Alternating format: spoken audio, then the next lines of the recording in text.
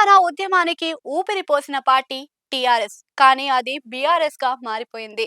అయితే ఇప్పుడు కేటీఆర్ వ్యాఖ్యల్లో ఈ పేరు ఉన్న సెంటిమెంట్ మళ్ళీ బీఆర్ఎస్ శ్రేణుల్లో కనిపిస్తుంది.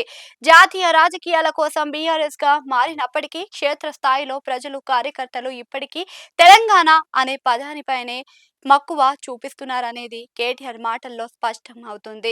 మంచిర్యాల పర్యటనలో ఆయన చేసిన వ్యాఖ్యలు రాష్ట్ర రాజకీయాల్లో కొత్త చర్చకు దారితీశాయి. రాజకీయాల్లో వ్యూహాలు ఎప్పుడూ ఒకేలా ఉండవు.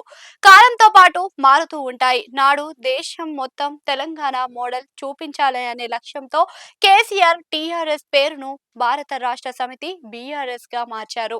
అయితే ప్రస్తుత పరిస్థితుల్లో ప్రజల నుంచి వస్తున్న స్పందనను చూసి మళ్ళీ పాత పేరుకే మొగ్గు చూపే అవకాశం కనిపిస్తుంది. మంచిర్యాల వేదికగా కేటీఆర్ చేసిన ప్రకటనలు పార్టీ భవిష్యత్ కార్యాచరణను సూచిస్తున్నాయి.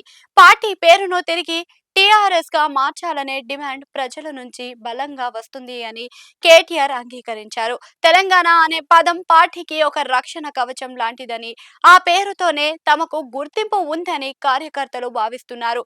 అయితే ఈ తుది నిర్ణయం పార్టీ అధినేత కేసీఆర్ చేతిలోనే ఉంది అని కేటీఆర్ స్పష్టం చేశారు.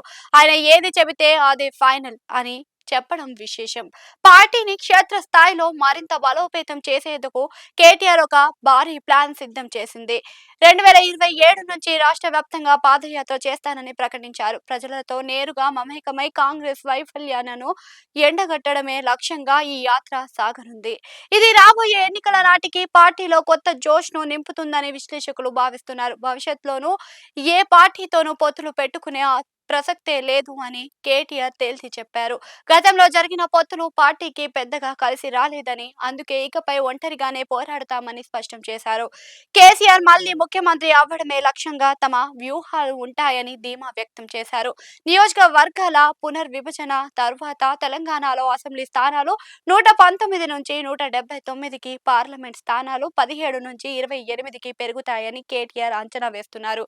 ఈ మార్పుల వల్ల రాజకీయ సమీకరణలు పూర్తిగా మారుతాయని, దానికి అనుగుణంగా పార్టీని సిద్ధం చేయాల్సిన అవసరం ఉందని ఆయన పేర్కొన్నారు.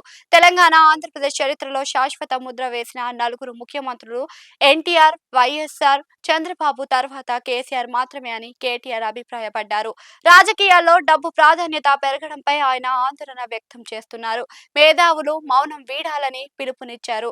కాంగ్రెస్ ప్రభుత్వం అన్ని రంగాల్లో విఫలమైంది అని విమర్శిస్తూ ప్రజల పక్షాన నిలబడతామని బీఆర్ఎస్ నేతలు చెబుతున్నారు. పేరు మార్పు జరిగితే అది కేవలం పేరు మాత్రమే కాదు, అది మళ్ళీ తెలంగాణ సెంటిమెంట్ ను రగిల్చే ప్రయత్నం కావచ్చు.